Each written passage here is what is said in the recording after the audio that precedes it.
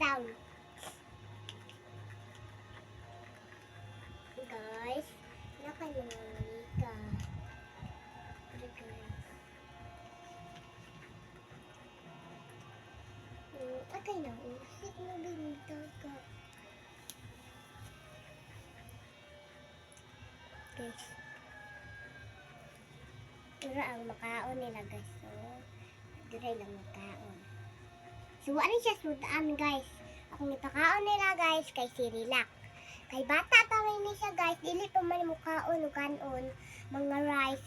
Pwede na po Sirilak. Pero pwede na po mga gatas, mga milk. Pero kuan guys, kailangan mo kay milk diri gandam ni daddy. Daddy. Joke lang guys. Oy.